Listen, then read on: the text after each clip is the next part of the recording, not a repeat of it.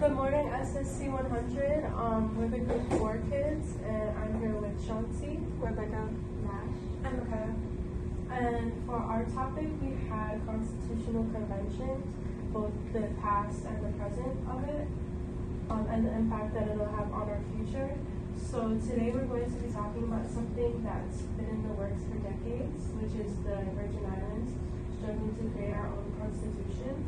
In the past, there have been 5 different attempts to make our own constitution, with the 6th draft being worked on as of right now by delegates such as Emily Daniel and Rena Fox Jr. So what they're currently working on is the establishment of environmental rights as a part of our basic human rights, which is just illogical, especially for an island that's agriculturally based. So things like that, they're putting new bills into place. They're also putting protections in place for vulnerable populations such as the homeless, children, the elderly, disabled people, people addicted to drugs, etc., which is really important and should have been in place from the beginning. So yeah, basically the 6th Constitution is a revision of the 5th Constitution, which are they're all revisions of the past ones. So yeah, and that's what we're going to talk about right now. Yeah, and it's a really important topic because it affects how we live, how we're governed, and what our political future might look like as Virgin Islanders. Exactly. Most people don't even realize that we don't have a real constitution. Right now, we still use the revised Organic Act of 1954, which is a law made by the U.S. Congress. It acts like our constitution, but it is not written by Virgin Islanders. We should really be able to write our own constitution that reflects our values and our needs as Virgin Islanders. Yeah, I think we're all in agreement on that. We're just going to go through some history of the past 5 conventions to give a background for what's happening currently. The first convention was held in 1964 to 1965. It pushed for the people to elect their own governor, which later became a law in 1968, but it didn't create a full constitution. The second convention tried again, but the draft didn't move forward because of disagreements among delegates and the lack of federal approval. Yep, and then the 3rd convention actually finished the draft and sent it to voters, but didn't work out because the delegates couldn't come to an agreement. Basically, St. Croix and St. Thomas was beaten. They were divisive about how to put the government together, the place of local government, and the different needs of the islands. Something notable about this convention was the inclusion of requesting reparations for descendants of the enslaved. Yeah, they should put that as a stipulation in this one too. The 4th convention made progress too, but the U.S. Congress did not approve that version, so it never went into effect. And then the 5th convention didn't even come close either. The governor at the time, which was Governor John DeJohn, sent the draft back, stating that parts of it didn't line up with the U.S. Constitution. He specifically stated that it was rejected for not recognizing the U.S. Constitution as the supreme law of the land. So to me, this really displays how politicians most of the time will choose to uphold the status quo just to keep their position secure, rather than actually promoting the values and needs of the people like they say they're going to do when they're campaigning. This was the last constitutional convention up until now. So that's where bill number 340153 comes in. It was sponsored by Janelle Sorrow and Genevieve Whittaker, and it created and funded the 6th Constitutional Convention, which is happening right now. Basically, it gives them every chance to write a constitution made for us, by us. And I think this is really exciting because Imani and Riddell and other delegates are making proposals that would actually benefit us Virgin Islands. Things like placing us in charge of the island's resources and bills such as the right to water sovereignty, which would ensure sustainable water management, community engagement, and infrastructure investments, which is really important. It would provide not only us having control over the things that affect us, but this would also provide jobs. You know, when you think about it, this whole thing affects real life realize, like if we had our own constitution, maybe we could set clearer boundaries about WAPA, healthcare, or even land use. A lot of stuff people complain about daily comes from the fact that we really don't have full control or any control. Yeah, WAPA has some scammers for you. Exactly. Like disaster recovery too. After hurricanes, we always have to wait for federal approval. Again, if we had stronger local laws written in our constitution, maybe recovery would move faster. Yeah, that's so true. Every time something major happens here, it feels like we're waiting for permission for our own problems. Having a real constitution could give the Virgin Islands a more independence, like we could actually make decisions that fit us, not just whatever the federal government says. Yeah, and that's really important for us.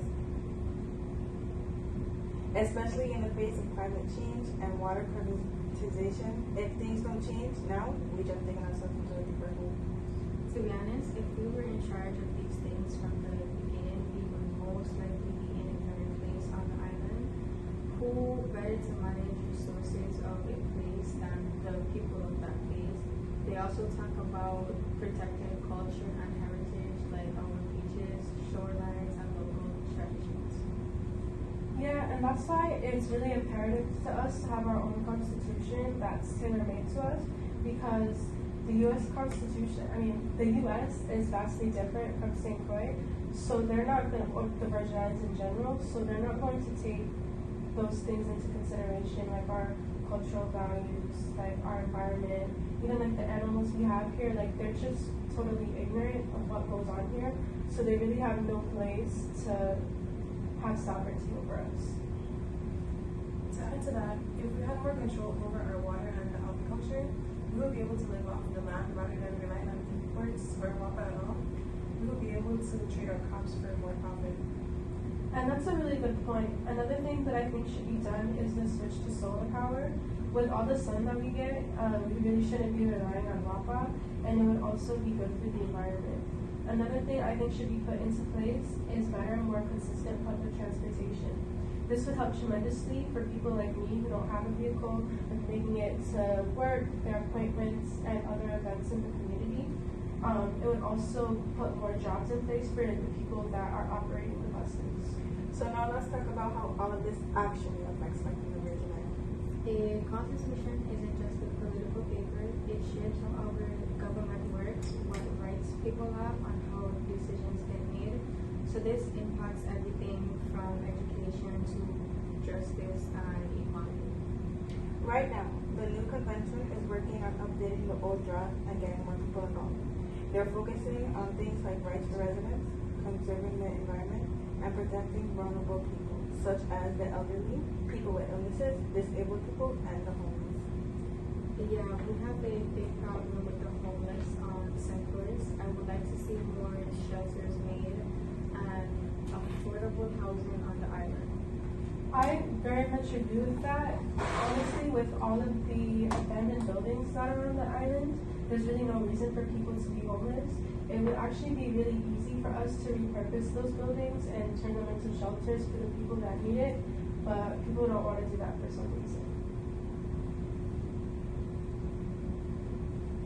So now that we've looked at the past and it's about time that protection be put in place for our vulnerable population. It seems so bare minimum. It's good to see that they're making progress, but it shows how stuff is still there. Yeah, and it's really eye-opening. All the research kind of reveals how much gaps there are in our government. That is very true, but at the same time, it also shows our potential to grow and be better. Knowing that there's people like Amani and Vidal that care about us and the future of the island does give me some hope. So now that we've looked at the past and what's happening now, what do you all imagine for the future of the Virgin Islands? So for me, to see a constitution that's written by our people for our people go through and pass legislation in Congress, to me that would be a feat in and of itself. That would really be a big historical moment for us. But what I think the bigger challenge would be is actually executing those plans.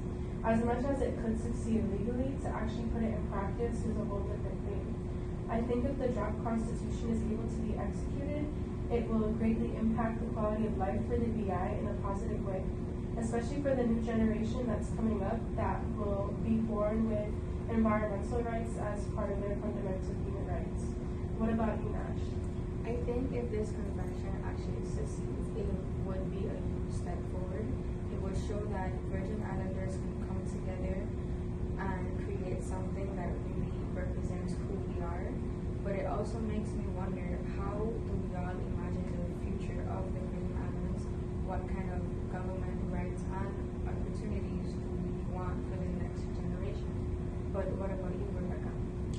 I think that in the future, the VI will become a better place made for us by us, where our culture, values, and voices shape how we live and how future generations can thrive without losing who they are. I see more opportunities for the VI people altogether and maybe becoming its own country.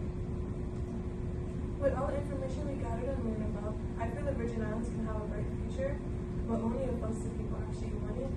If we push for the things we want and need, then the Virgin Islands can have a future that can literally be self-governed and but still also connected to the United States. Okay, thank you guys for coming to our podcast. See y'all next week. Bye.